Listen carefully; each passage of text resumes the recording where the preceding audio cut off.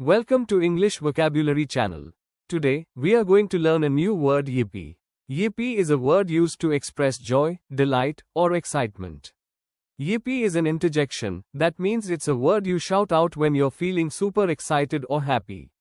Pronunciation. Yippee is pronounced as JP, I, or YIPP. Let's know about some examples of the word yippee. A. Yippee, I passed my exams. B. Yippee, it's my birthday today. C. Yippee, we're going on vacation. D. I got my dream job. Yippee. A. Yippee, school is out for the summer. You will find these examples in the description box below.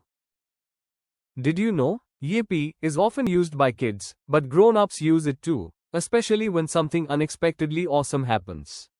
It's often seen in cartoons, comics, and cheerful social media posts. Practice time. Try it now. What's something that made you say, yippee, this week? Drop it in the comments below or shout it out loud right now. Quick quiz time. What part of speech is yippee? A. Noun. B. Verb. C. Interjection. D. Adjective. Answer is at the end of the video. Mini challenge or comment prompt. Tell us in the comments, what's something that made you say yippee today? Use yippee in a sentence and we might feature your comment in our next video.